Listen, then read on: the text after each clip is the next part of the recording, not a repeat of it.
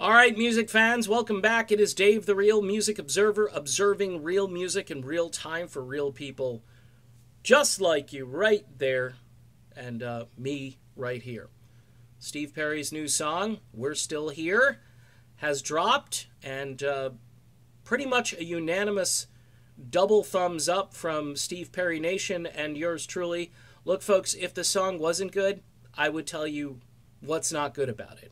I try to be honest on this channel. I like the song better than No Erasing, and I do like it better than No More Crying. I like No More Crying maybe in the middle, but this one here, vocally and lyrically, I think Steve Perry hits it out of the park. I think his voice sounds fantastic. The song itself, of course, and I made a brief connection in the video I did earlier, and I wanted to kind of expand on this a little bit. There's this imagery of city boys and city girls, of all things, in this song. And whether Perry intended it to be relational to a very famous Journey song called Don't Stop Believin', whether he intended it or not, it shows where his heart and where his brain is when it comes to imagery. Okay? And I don't think it's an accident that there's a relationship between these two songs. We're still here, meaning we're still out there, maybe. We're still searching for those dreams, and we're looking for something better and so forth. And why I'm bringing this up, some people would say, you know, Dave, this is kind of just needless chatter. Just leave it alone and so forth.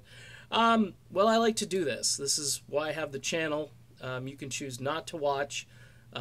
If you're a fan of revisionism, if you like the fact that the song we all grew up listening to has suddenly taken on a different meaning because it's convenient for, say, an autobiography, or it's convenient for what you're currently into. You know, it makes a nice little sort of supplemental thing, and you can say, hey, this is why we wrote this song. Well, I've never bought that.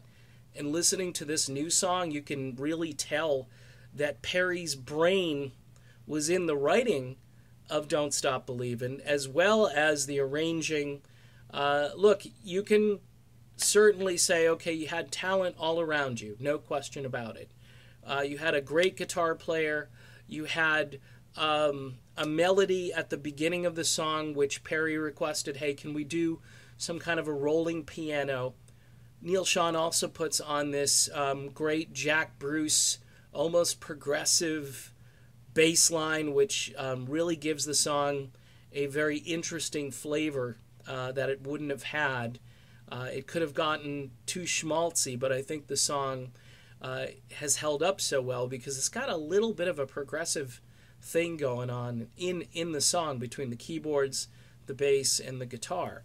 And of course that waiting, that suspenseful sort of ending to the song, much like how it was used in The Sopranos.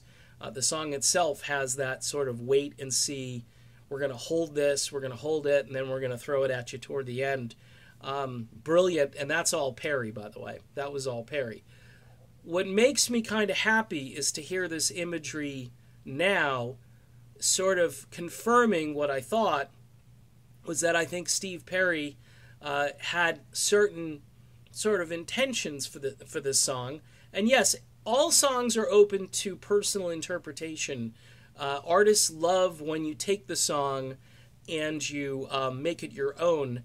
I'm not sure artists love it when you come up with an interpretation and then you tell everyone what this song is about, that it has some kind of other origin to it that it didn't originally have. And nobody took it that way until just, you know, a couple of years ago, when all of a sudden, you know, the song has a new life and somebody else has kind of hijacked the meaning of the song. So, long story short here, I'm thankful that you can kind of connect the dots and that the song itself, the new song, is connected to the past, whether Steve Perry intended it or not.